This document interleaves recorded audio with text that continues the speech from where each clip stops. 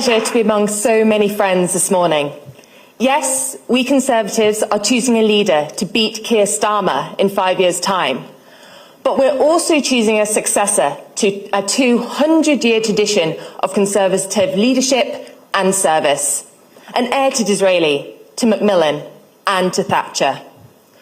Tom Tugendhat is the best person, the only person who can continue that tradition into the future and lead our party going forward. Serve, lead, act.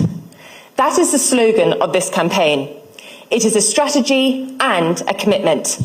A strategy for the Conservative Party to return to government and a commitment of service and delivery for the country. As a soldier, Tom served our country at war. In politics, it's easy to tweet about patriotism and stand in front of flags.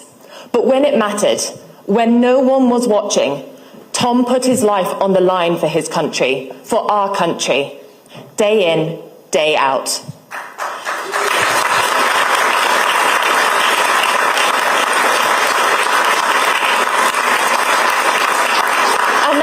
And that's because when he speaks about loving his country, he means it, and he will act on it. I won my seat from the SNP in July.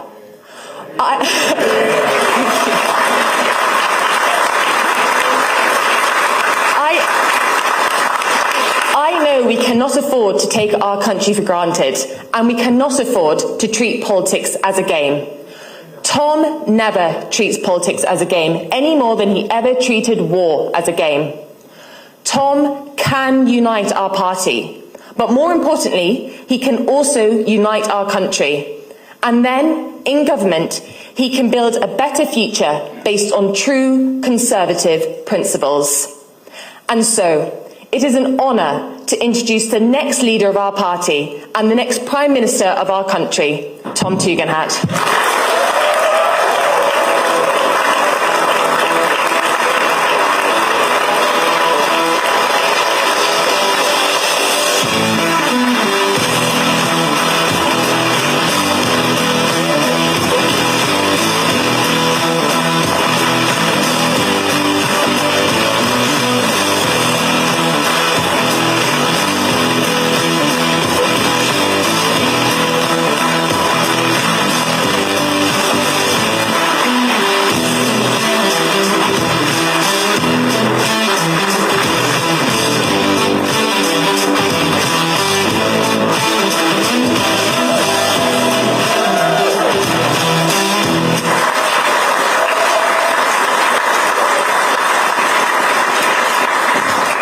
Good morning. It's nice to see you too. Look, I'm here actually to apply for a job. But I've got to be honest with you, it's not the job I want. I don't want to be leader of the opposition. I want to be Prime Minister.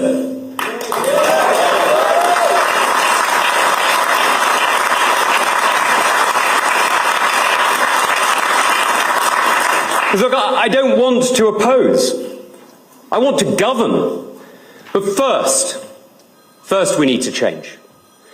Because while people may sometimes vote for a party they don't always love, and sometimes they'll vote for a programme that they don't fully agree with, they will never vote for a party that they've stopped taking seriously. Now that's why I'm standing. I will make the Conservative Party a serious force again. I will make us respected for our experience and our realism, admired for our integrity, acknowledged for our achievements, and given credit for seeing the errors that we may make and correcting them. Now, by doing that, I believe that I will lead our party back to power.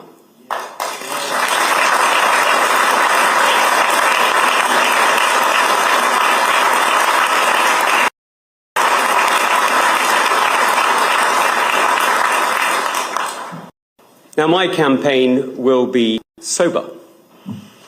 I'm just looking at a few. It will earn and deserve trust. And it'll be about governing.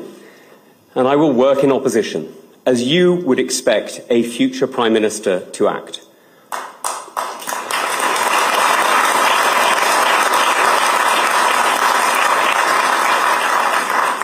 Because what I've learned about leadership, about fighting for liberty and protecting our security, I didn't learn in Westminster, but in the army. And I won't be playing politics. I know that integrity matters. So I want to start with an apology. The Conservative Party owed you better. Politics is not a game. And we all know the cost when government isn't sober and serious. We saw it in the lives lost in Afghanistan, and then in that wasted chaos of that withdrawal. We saw it during COVID, not just in the lost years of education that cost so many, or the opportunities missed, nor even in the grief for lost loved ones, or those left to cope alone, but through the disrespect and the double standards.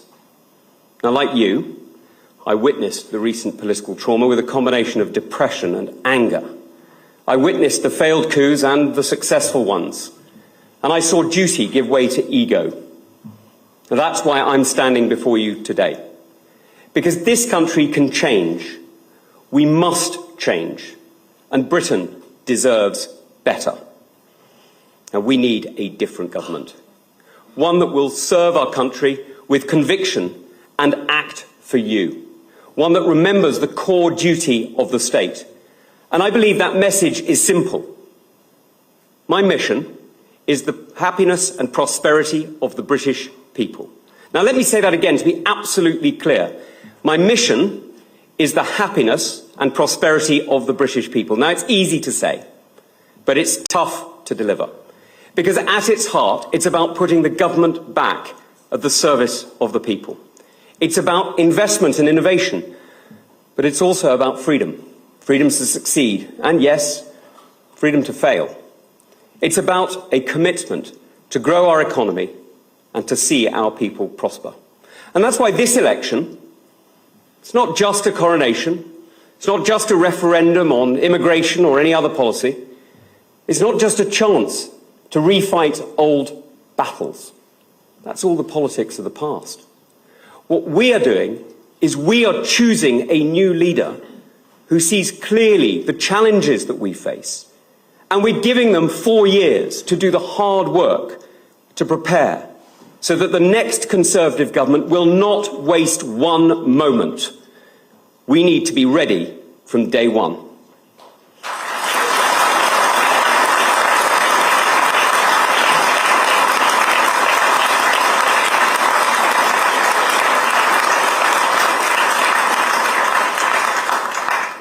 Now, the last great economic transformation that our country saw was in the 1980s. Some of you will remember it well. It's time for a new Conservative revolution. Since those changes, Britain's creeping bureaucracy has returned, and it's stifling growth, and it's smothering opportunity. And we need to clear back those cobwebs so that once again our economy, and most importantly, of course, our people, can breathe free and make our country grow again. Now, we have some of the most creative and entrepreneurial people in the world, but without freedom, no one can prosper. Now, I'm standing because we need leadership, and we need to deliver that vision. And as leader, I will bring back the honest, the responsible state, one that serves you, one that leads the changes that we need, and that acts on its word. And that's what I'll deliver. Not just as leader of the Conservative Party, but as Prime Minister of this amazing United Kingdom. Now, I will set out the agenda for us to win back trust. And I'm optimistic for the future because I know that this country's history and culture have been built on the strongest possible foundations for success. And that's why I will lead in opposition as I will govern in office. I will listen to the serious ideas that come to us and support those who champion what is best for our country. I will win back younger voters, and I will deliver on these 4 objectives. First, I will rebuild the connections between and within England, Scotland, Wales and Northern Ireland to see our shared economy grow. The government can't pull a lever, but it can release a brake. We can invest in infrastructure and recognise that what Ben Houchen has delivered in Teesside proves that Conservatives can deliver and can win across the United Kingdom. We know that the state has a role to create the environment for long-term investment, and that's what allows enterprise to take risks and to flourish. Because government doesn't create jobs. We all know that. But it can enable others to. And that's not just about planning. It's about everything, from lower energy costs and better transportation to infrastructure, education and transport. It's about recognising that talent is found across our country, but opportunity is not. This is about making sure that every part of our great United Kingdom has the respect and the commitment from our government to allow our people to succeed. It's about ensuring that this country has the right skills, the right grid connections and the right infrastructure. We are already a nation of entrepreneurs. We already have more startups each year than anywhere. And we also have more unicorns than my daughter has drawn on the walls of her bedroom. But our overregulation has made pensioners poorer by reducing savings returns, and it's drained the pools of capital we need to grow global leaders. Now, I'm going to draw lessons from Australia and Canada, where private savings and public investment, resilience and investment in infrastructure grow. And I will sunset the rules that are constraining smaller firms from innovating and competing.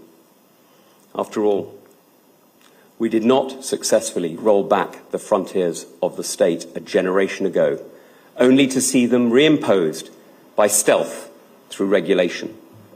We need to be bolder, much bolder, about setting the conditions for success and be even more determined to deliver the new Conservative revolution that we need.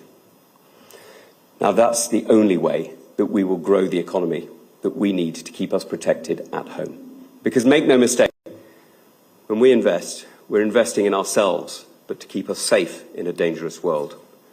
And that brings me to my second point. Let's be clear. The purpose of British foreign policy is to keep the British people safe and prosperous. That's it. It's not to play games. It's not to study the Afghan tribes, no matter how much they find them. And it's not to virtue signal. We must be completely focused on putting our own people first. Now, of course, this doesn't mean Britain alone. We need partners and allies to keep us safe. From NATO, Lancaster House, the Five Eyes Alliance, to the CPTPP and AUKUS, our partnerships protect us. And they all matter. Alongside our allies in Europe, we're supporting Ukraine. But that should never come second to our own interests. Now, no one else would do differently. So let's focus on what we do. Our own armed forces and intelligence services to go further in fighting that modern scourge, that modern version of the slave trade, human trafficking. We need to go further in making sure our defence is strong and our people are safe. Because our strength matters. And that's why investing in defence is not a choice like with other budget lines. It's not a decision we can make on our own.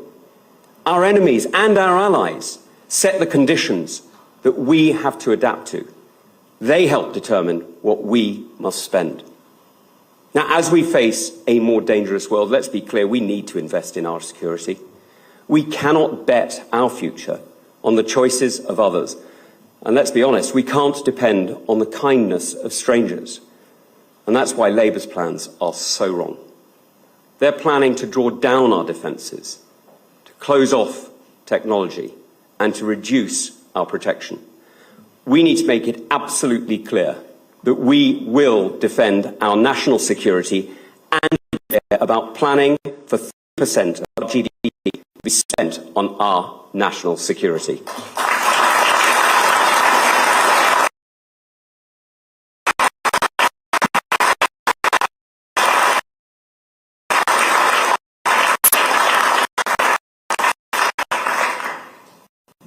Now, many years ago, I heard about the dangers that we're seeing change around the world. And I was right to warn that the golden era of China was over. I was right to warn that Moscow's gold was corrupting. And I'm sad to say that I was right to warn that the violence coming out of Tehran and threatening us all around the world is a danger to everyone in civilized world. This is no time for a faint heart or for an novice. We need to understand clearly that the threats we face, the threats that are out there, they are real. And for me, this is personal. Now, a century ago, my family's name was perhaps not common, but it was certainly spread across Europe. In that generation of totalitarian hatred, it disappeared from many countries where we had called home. We cannot appease tyrants, and that is a battle I have fought for years. I have been sanctioned by Russia, Iran and China because of it. So I guess there's 3 leaders who won't be pleased to win. But the world is becoming more dangerous, and we do need to protect our interests. We need to reset Britain's foreign policy and rethink many of our assumptions to rebuild our resilience. And that starts at home. And it brings me on to my third point. Migration matters. Our security challenges are all connected. From energy and food to the environment and migration, we must realise that we are actually making choices as we balance outcomes. And we've got to be honest with the British people about the decisions we're taking and the choices we're making. High levels of low-skilled migrants are a choice. We allowed businesses to underinvest in skills and to make up for it by hiring from abroad. We allowed a culture to develop that saw people opt out of work. And we started to change that in recent months, but let's be honest, over earlier years, we issued the visa needed to make sure our economy could have the illusion of growth while avoiding the necessary work of fixing these core problems. Now, our country was left dependent on immigration to maintain our active workforce. And after Brexit, instead of fixing the cause, we swapped young Europeans for older families from around the world, again, maintaining the illusion of growth at the expense of real growth and real productivity gains here at home. Now, that is the economy that we've run. That is the system that we have. And that's why migrant numbers are higher than ever before. And we've left ourselves with an invidious trade-off between immigration and the economic growth necessary to fund our public services. That's why there isn't a quick fix to this question, because we can only change the migration numbers and truly grow the economy that people feel, the money they earn, the cash in their pocket, if we're serious and honest about the choices we need to make. And it's just not true to say that one bill or one treaty could do that. We need to rethink our entire economy and invest, of course, in automation and training. But that alone isn't enough. We need to go much further.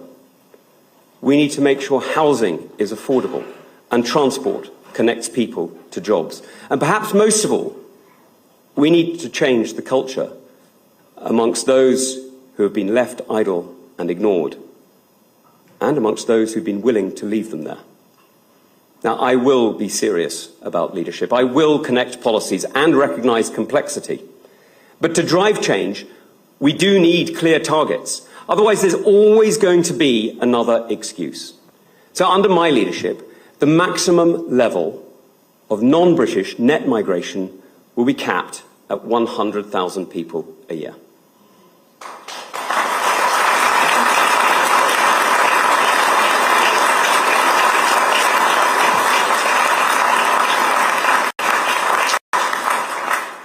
That will allow businesses to start planning for a different kind of economy and make sure that everyone understands long in advance, too long in advance, that the public sector cannot depend on other people's children to step in for our own. Now,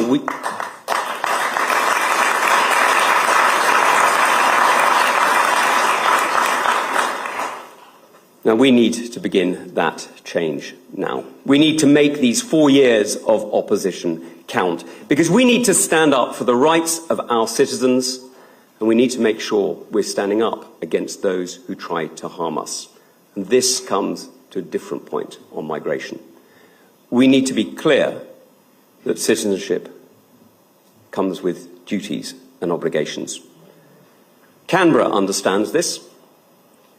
Australia recently expelled migrants who committed serious crimes, and those who were naturalised citizens were stripped of that citizenship.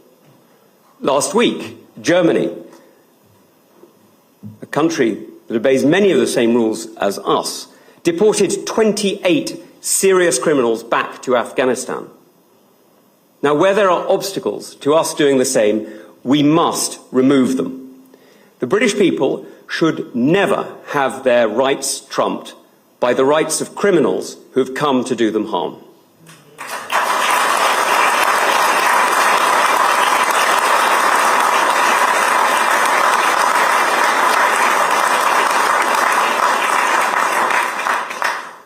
Now, that's why, as I've been arguing since I left the army in 2013, we need to opt out, to derogate, as the expression goes, from some aspects of the European Convention on Human Rights, and we need to reform others.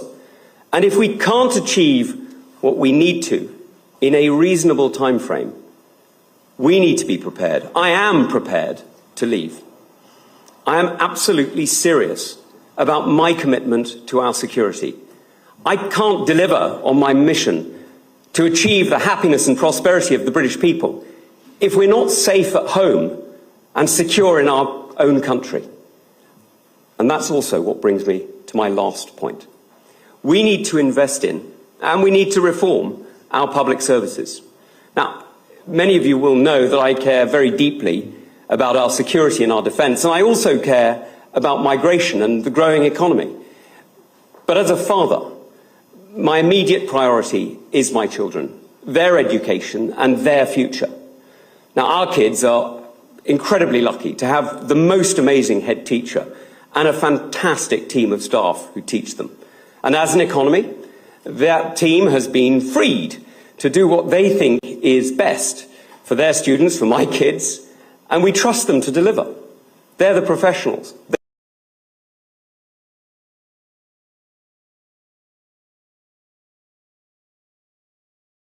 In our school. But now Labour are saying they're going to end that freedom. They're saying that instead of learning from the best, from the free schools, from the academies here in England, they're going to be using, extraordinarily, the failed model of Welsh education under a Labour government to make the changes. Now, that's disastrous. It's not just disastrous for our children, it's disastrous for our future. And by making envy the centre point of his education policy, Sir Keir Starmer is frankly promising that there is worse yet to come. Now, by taxing education, Starmer is using that to pay off the left. But he's paying it off at the cost of our kids who are just trying to do their best. And he's doing it because he's got absolutely no plan. He's got no plan for where he'll get the money from that it's going to cost to make this change. He's got no plan for where the kids are going to go when their parents can no longer afford the school. And he's got no plan to address what is clearly going to be the challenges that come out of what's one of the most vindictive policies that we've seen from a British government in generations.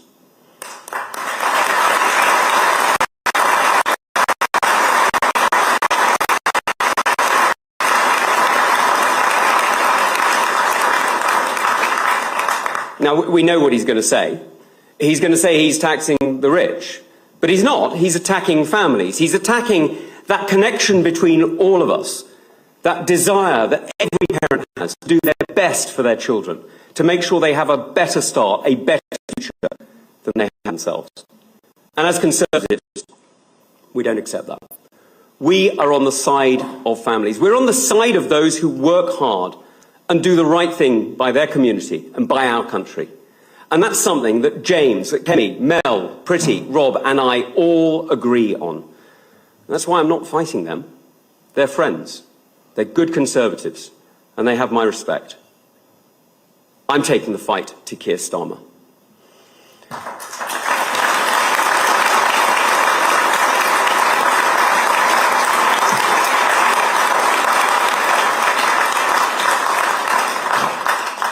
Now, all I've heard from Sir Keir recently is negativity, despair and fear, and frankly that's when he's talking about Angela Rayner.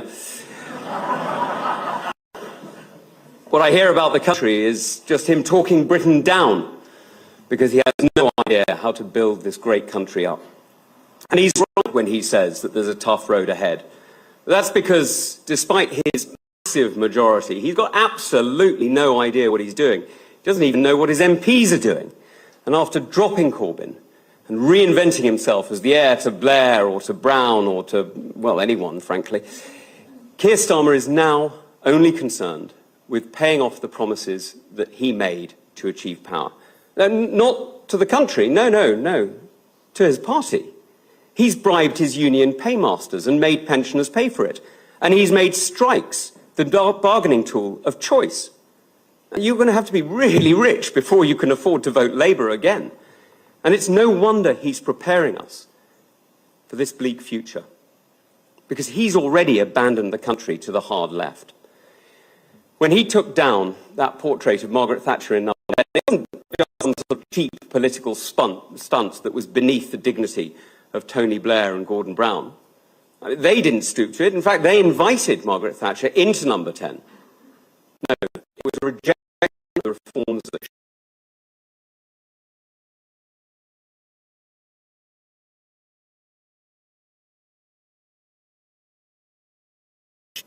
he's abandoned all of that.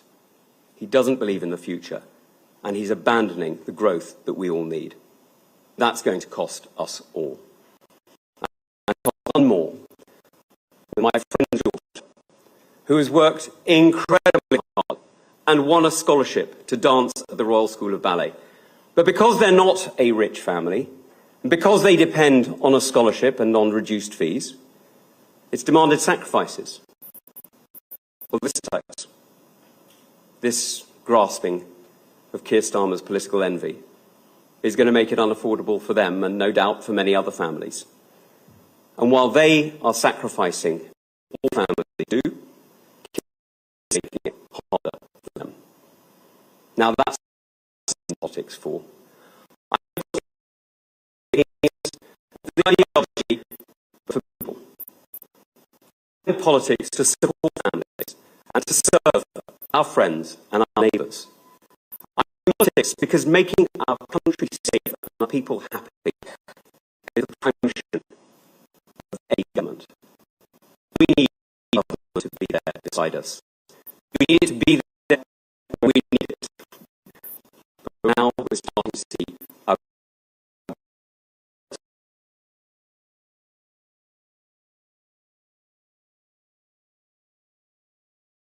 that's why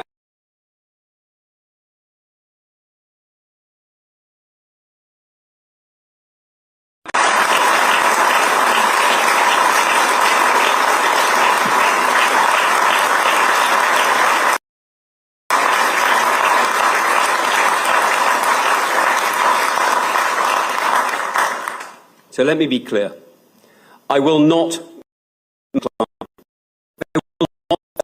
despair. I will act to bring change, and as leader of the Conservative Party and Prime Minister, I will bring back a serious vision of a liberated economy and a connected Britain. I will draw lessons from Conservative leaders across the country and around the world, and I will deliver the Conservative revolution that we have for so long needed. Now, I will be serious, I will be honest and determined to make us stronger at home and abroad. And I will serve, I will lead, and I will act to make us better. I will work hard to regain your trust and to serve our great country as I always have. And the best apology I can offer the past is the promise of better leadership and a better future. And that is what I will always do.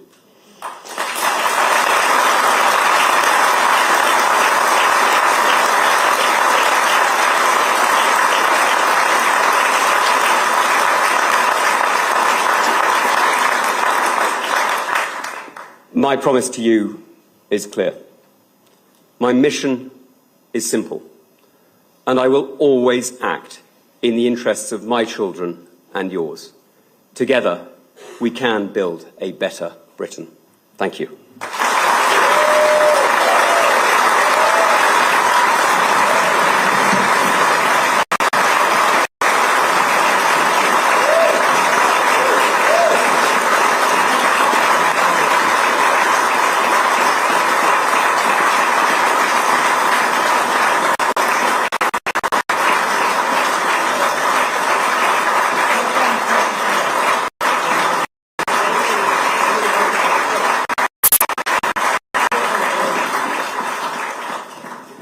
Thanks very much.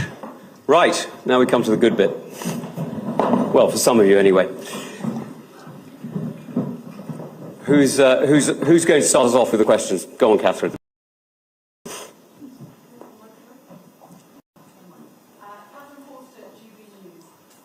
Obviously a big reaction to the government's decision to have this partial ban on arms sales to Israel. Police and Conservative called for a full ban months ago. Do you think this is the right or wrong decision? And also, more broadly, you say we should be spending 3% on defence. What do you say to people who think that we can't afford that, given many people can't get appointments to see their doctor? So, first off, let's just be clear what Labour has done.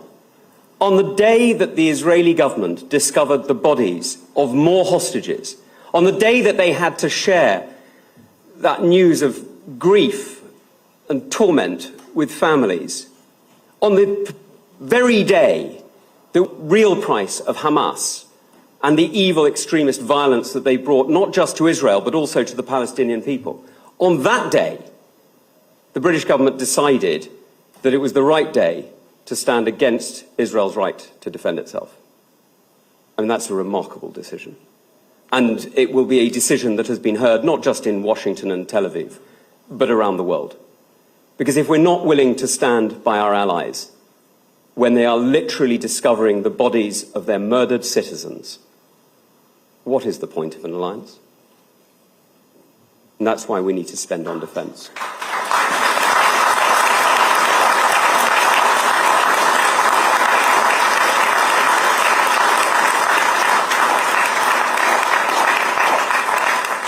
That's why we need to spend on defence. And let's be absolutely clear, there are going to be many decisions we're going to have to make over the next 4 years. And I'm not going to be writing a budget for 2029 today, and you wouldn't expect me to. And you're right, there are going to be trade-offs and decisions. But a week ago, I gave a speech on public services and the need to reform.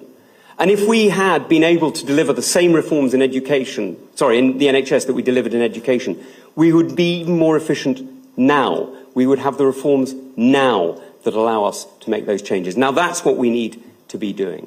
We need to be looking for those reforms that allow us to spend not just more, but better, so that we actually get the GP appointments that we want in the place that we want at the time that we want.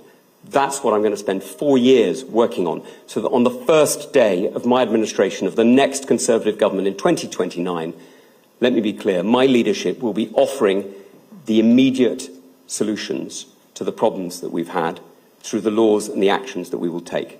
And the team that I will build to deliver it will be one made up of Conservatives who understand that the message is clear. This is about the prosperity and the happiness of the British people, and it is achieved by building on the energy and success of the British people. That's what I'm going to deliver.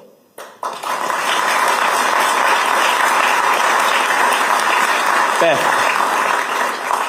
Hi, Beth. Tom, you say you're a politician of integrity who doesn't want to play politics, and yet as a moderate Conservative, you are now saying, against all your past positions and principles, that you are prepared to use the European Convention on Human Rights.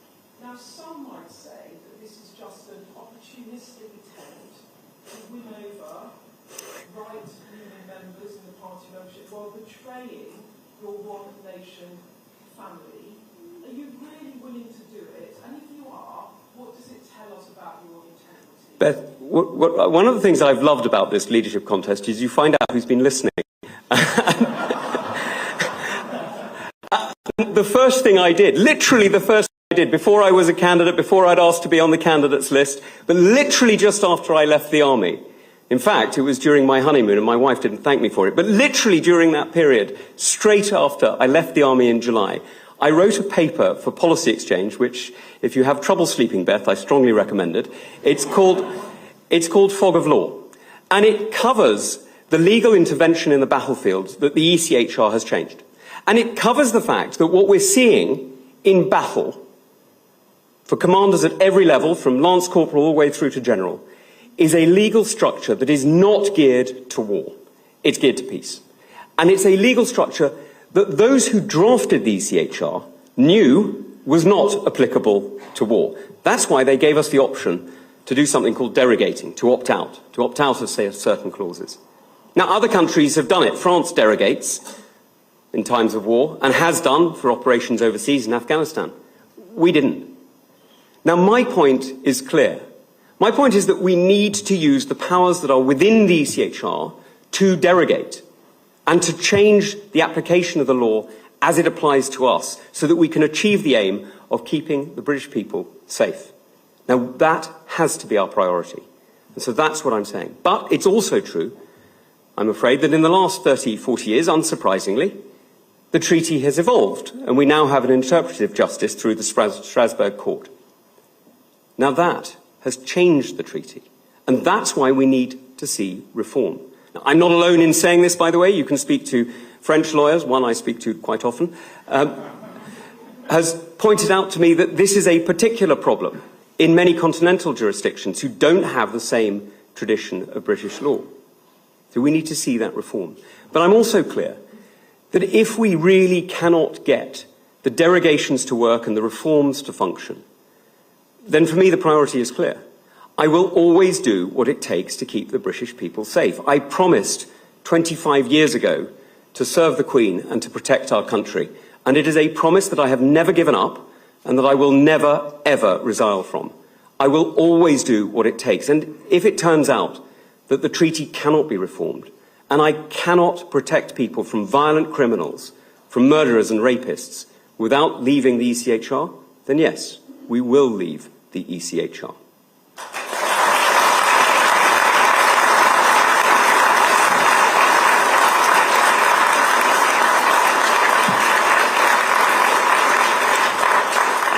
Ben. Sorry. Thank you. I think you're pitching yourself as something of a fresh start, but you backed Liz Truss in 2022. You served as the senior government until the end. The mistakes of the last few years were yours as well, wasn't it? Of course. What are the hard truths the Tory party needs to hear about why it's such a the worst defeat in history? And are you the centrist candidate in this election? I'm the Conservative candidate, Ben.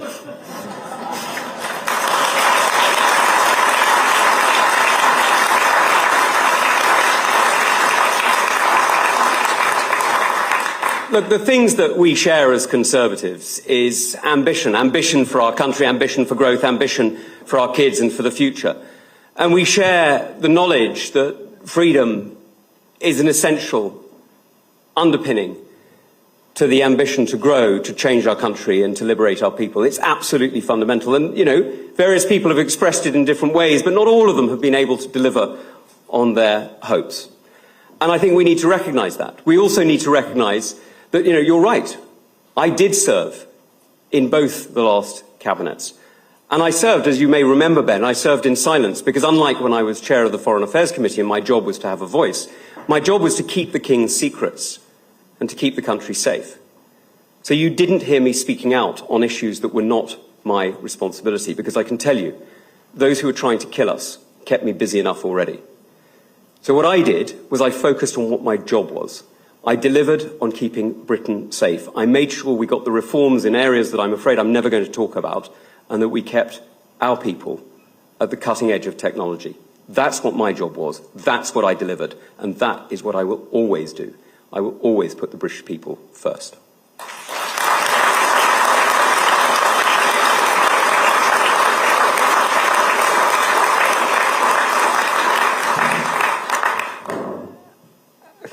Camilla, because you've got a foam finger, which I'm somewhat depressed at. I've got to be honest, whoever came up with the foam fingers is fired. Although my kids will just rehire them in a second, so...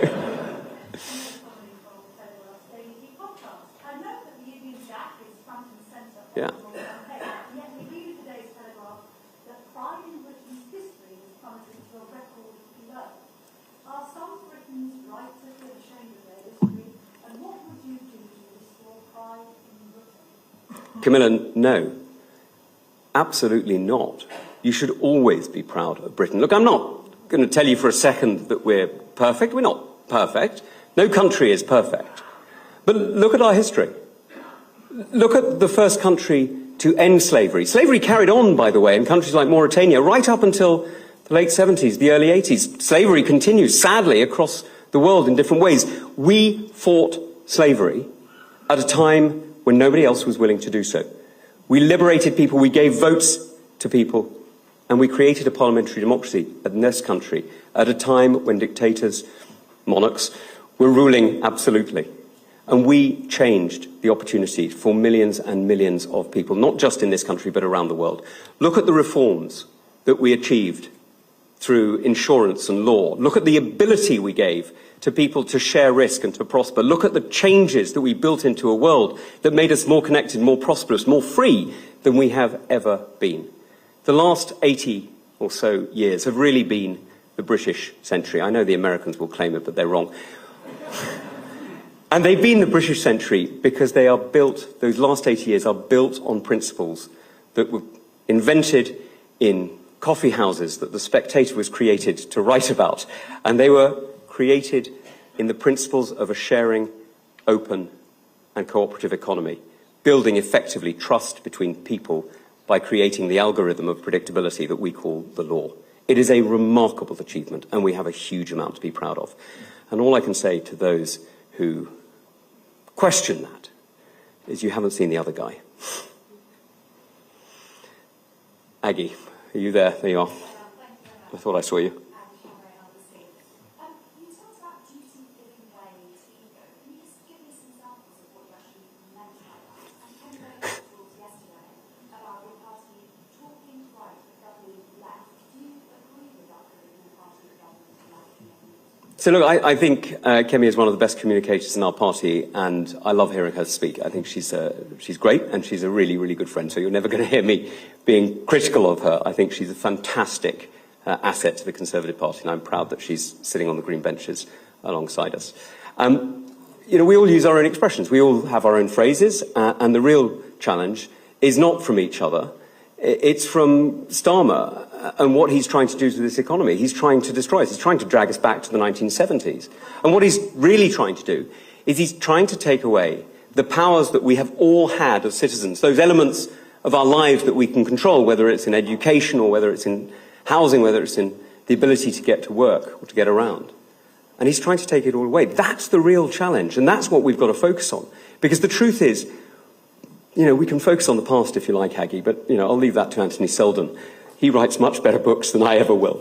What we need to do is to recognise the errors, recognise the mistakes, own them and be honest about them, but offer the best apology that we can. And the best apology that I can offer the British people is to lead this country differently, to put the government at the service of the people, and to make sure that this country, this great country, despite what some people who Camilla is quoting may think, this country is genuinely the best country in the world. It offers the most amazing salvation, not just to ideas, not just to people, but to an entire way of life.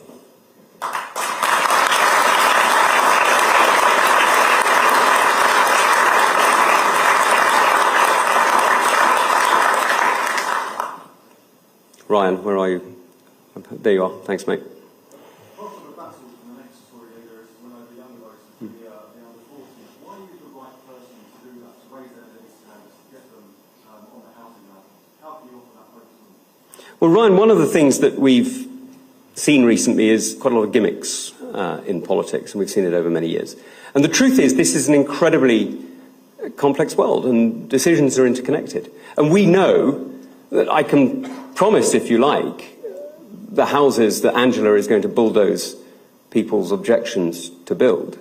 But the truth is they won't be built in the right place because she hasn't got the courage to take on the Labour mayors who've failed. So instead, she's taking on the green belt and trying to build in the areas that we should conserve. What I'm offering is the honesty that we need. This recognition that actually we need to connect generations and that we've done that as well as we could in our economy. Now, I've just touched on the fact that we're seeing so much of our pension savings delivering lower than needed returns, and that's costing old people. It is costing old people. But do you know who it's also costing? It's costing young people. Because that capital, that money, instead of being the lifeblood of a growing economy, has been frozen. It's dead. It's sitting in government debt. We need to take that money out of government debt. We need to take it out of all of that frozen assets, and we need to turn it back into the lifeblood that sees people innovating, hiring, changing their communities, giving employment, and making this country grow. Effectively, we need to turn dead money back into live money. And in this country, when we talk about housing, it's true, of course we need to talk about young people. Of course we need to talk about opportunity. We also need to talk about the fact that this country has worshipped bricks for far too long. We've created an idol out of the housing industry, when what we actually need to do is make sure that people with brains have the opportunity to succeed. And that's a rebalancing that we need to see in this economy. That's why I'm talking about a conservative revolution. This isn't a single policy. It's not a quick fix. I'm going to need 4 years. Sadly, it is going to be 4 years. But I'm going to need all 4 years of opposition to make sure that our policies are ready. Because I tell you what, on day one, I'm going to need to start. Because the leadership we offer will need to begin right at the beginning. It's going to take us an entire term of government, and maybe two, to bring about the conservative revolution that this country truly needs.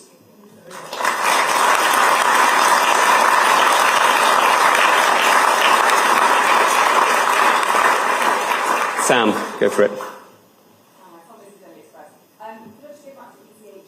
One of your rivals saying it would take decades to renegotiate because the number of countries involved in complexity. So your policy is, if you can't secure reform, you don't need meaningful set a timetable. So how would you give it, a year, term? Look, Sam, I'm not going to give you a date, but I am going to tell you it's a reasonable time period. And frankly, I mean, I've heard this from others, and, you know, I respect their position, but one of the great privileges I had over the last 7 years, I spent 5 of them as chair of the Foreign Affairs Committee. And that means I've got quite a few friends in foreign capitals. And I've been speaking to them over recent years, and some of them are now in government, and some of them are now in opposition, some of them are chairing committees, some of them are doing other things. But what is clear is what I am talking about, the kind of reforms that I'm sharing, are the kind of reforms we all need to see. Just look at Germany. Look at Germany. There is a country that has, for very obvious historic reasons, a very developed sense of human rights. And yet they recognise that the human rights of a criminal can never trump the human rights of a citizen. It simply isn't right. And if you think it is, all you're doing is you're undermining people's trust in a government, and they will turn to parties who you may not like. Because the fundamental duty of any government is to do that. Frankly, you need to. And that's why, you know, this is an argument I've been making. I've been making it for 11 years, and I'm delighted it's finally being heard. But I've been making it for 11 years. But actually, it's not even my argument. It's an argument that we've heard for 2,000 years. It's a very simple argument. It's that the Sabbath is made for man, not man for the Sabbath. And the entire purpose of international treaties is to keep British people safe, not for us to worship international treaties. And if those treaties are not delivering that security, then we should do 3 things. The first is we should get out of the clauses that don't help. The second is we should reform the bits that we need to. And the third is, if it doesn't work, it doesn't work. And we need to face the fact that people of integrity, of dignity, people who we should deeply respect, people like Douglas Maxwell Fyfe, the later Conservative Attorney General, who was instrumental to bringing justice to the Nuremberg war trials and who then was key to drafting the European Convention.